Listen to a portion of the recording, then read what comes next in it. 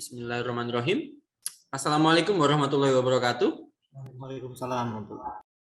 Ya, jadi pada kesempatan kali ini di sini saya akan menjelaskan atau memberikan ilmu terkait hukum poligami dalam Islam. Jadi sebelum saya mulai, kita bisa membaca basmalah dan doa sebelum belajar terlebih dahulu. Bismillahirrahmanirrahim. Selanjutnya kita mulai. Sebelum saya mulai, mungkin dari audiens ada yang tahu poligami itu apa? Ya, benar sekali. Jadi poligami di sini sebenarnya saya akan share screen terlebih dahulu.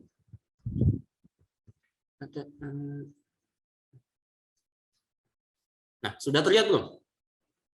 Ya. Jadi poligami dalam Islam. Nah, poligami sendiri secara etimologi atau dari sumber bahasanya itu berasal dari apolus yang berarti banyak dan gamos yang berarti pernikahan.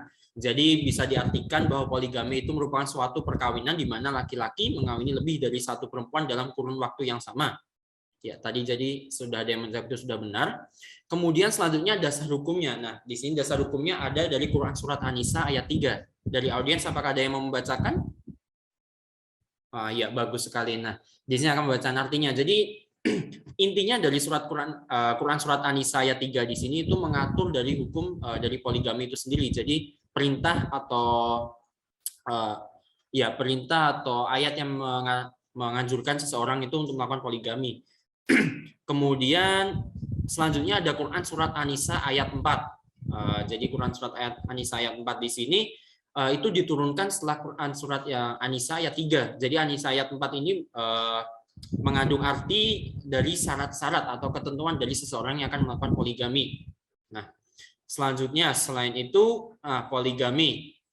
Jadi yang bisa kita ambil dari poligami itu poligami merupakan praktek yang sudah berlangsung sejak dulu. Jadi kan tadi sudah saya sebutkan poligami itu merupakan praktek pernikahan yang dengan istri yang banyak, tidak hanya satu. Jadi itu sudah ada sejak dahulu kala, sudah sejak lama itu sudah dipraktekkan.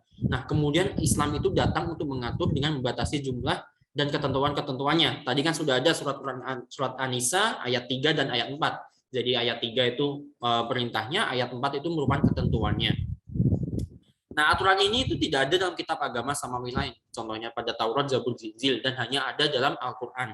Nah, hukum poligami itu ada 4 istri itu mubah. Meskipun tadi di surat An-Nisa ayat 3 itu ada lafal fankihu dalam bentuk fil amr yang merupakan sebuah perintah. Mubah itu harus diikuti dengan syarat yang adil tadi pada An-Nisa ayat 4. Jadi ketentuannya itu diantaranya ada adil. Jadi adil ke semua istri-istri itu secara finansial maupun secara aspek lainnya. Kemudian, nah ini adilnya di tanah pada persoalan pemberian nafkah lahiriahnya. Kemudian jika khawatir tidak dapat berlaku adil atau terlalu cinta pada salah satu istri, maka itu dianjurkan untuk menikahi satu orang saja. Jadi kalau ada orang yang mau berniat ingin melakukan poligami tapi khawatir tidak dapat berlaku adil pada semua istrinya, itu dianjurkan kalau hanya menikahi satu istri saja.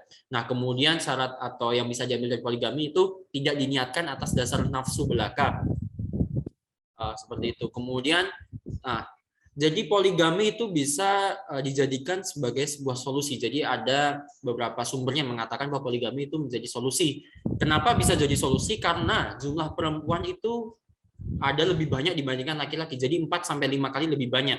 Kemudian solusi yang lain itu bisa untuk menghindari dari zina dan prostitusi. Setelah itu ada menghindari dari mut'ah, kemudian ada secara biologisnya sendiri itu laki-laki lebih subur dibandingkan wanita yang hanya 50-60 tahun dibandingkan laki-laki yang hingga 70 tahun. Kemudian perempuan itu yang memiliki halangan haid, nifas, dan lain-lain sehingga bisa menyelamatkan dari perzinahan. Selain itu, poligami itu bisa juga menjadi solusi ketika ingin memiliki keturunan dari istri yang lain.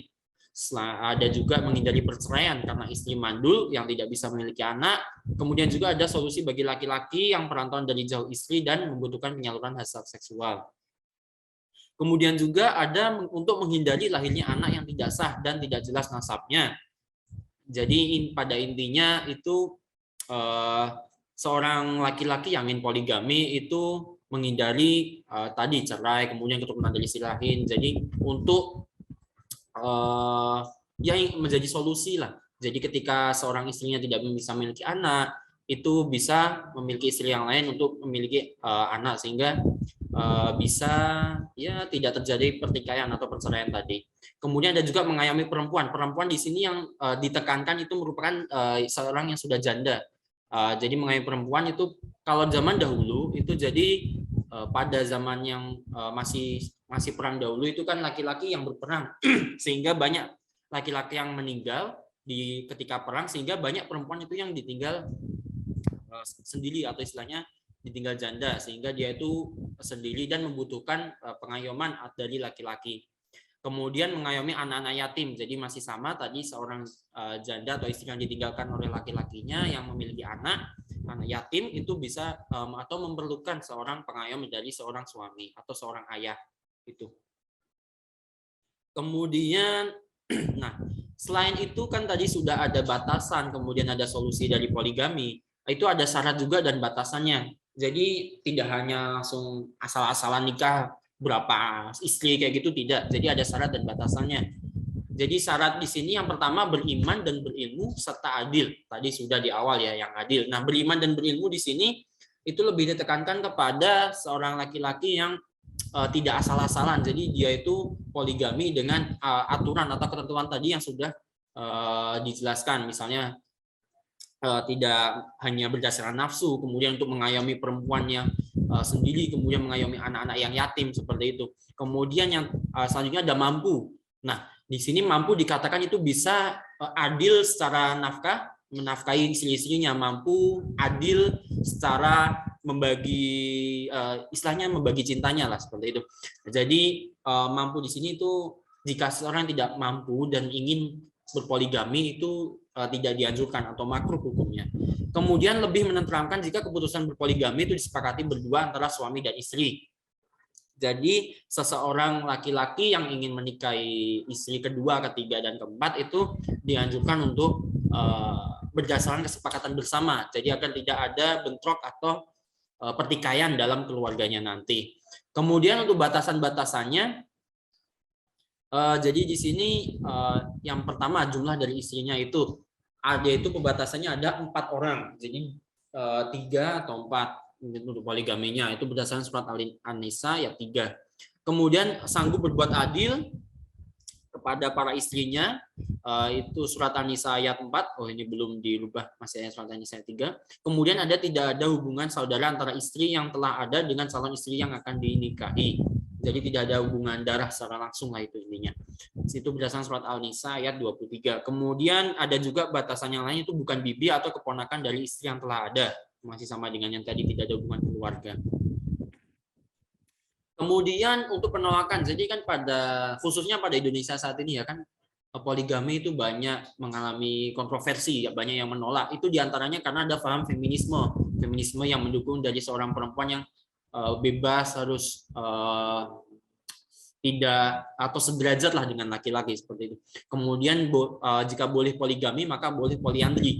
Di sini mungkin ada yang di antara audiens yang tidak mengerti poliandri itu apa, atau sudah tahu poliandri. Ya, jadi poliandri itu merupakan kebalikan dari poligami. Jika poligami itu seorang laki-laki yang mempunyai istri banyak, poliandri itu kebalikannya. Jadi seorang perempuan yang memiliki suami lebih dari satu. Nah, kalau di sini poliandri itu tidak jelas nasabnya, jadi tidak ada yang mengatur. Kalau poligami kan tadi sudah ada yang diatur, bisa ketentuan dan perintahnya. Kemudian ada menambah masalah tingginya jumlah perempuan yang tidak bersempatan. Nah, tadi sudah dijelaskan jumlah perempuan yang banyak di sini itu dibandingkan laki-laki. Jadi jika perempuan memiliki suami banyak, maka nanti akan lebih tinggi jumlah perempuan yang tidak bersempatan memiliki pasangan seperti itu. Kemudian ada budaya masyarakat yang menganggap poligami itu tabu. Jadi banyak paham di masyarakat yang poligami itu tidak baik, tidak tepat, kasihan dengan istrinya dan kawan-kawannya itu. Kemudian ada al-islamu mahjubun bil muslimin. Jadi tindakan seorang umat Islam itu bisa menutupi keindahan akibat dari perilaku umat Islamnya itu sendiri. Jadi bagaimana maksudnya? Jadi yang dipraktekkan di umat Muslim itu kadang tidak tepat. Jadi dia itu bisa merusak tradisi yang sudah ada, yang sebenarnya itu sudah ada ketentuannya. Jadi di sini salah satu contohnya ada poligami dilakukan tidak adil. Jadi tidak bisa membagi cinta dengan adil, membagi nafkah tidak adil seperti itu. Kemudian hanya untuk memuaskan nafsu belaka, misalnya menikahi seorang gadis, tidak menikahi janda. Jadi hanya berdasarkan nafsunya. Kemudian penolakan yang lain itu jadi pada Indonesia itu ada survei yang menunjukkan kalau poligami itu banyak dilakukan oleh pria berpendidikan rendah, pria ekonomi bawah, pria dengan kualitas agama yang rendah. Kemudian hanya dilakukan berdasarkan nafsunya, jadi dilakukan dengan tadi yang sudah saya jelaskan. Nah, akibatnya di sini maka karena perilaku adil tidak terlaksana, maka itu merusak citranya. Nah, makanya paham di masyarakat itu akan semakin jelek seperti itu. Sampai di sini ada yang ingin tanyakan dari audiens? Tidak.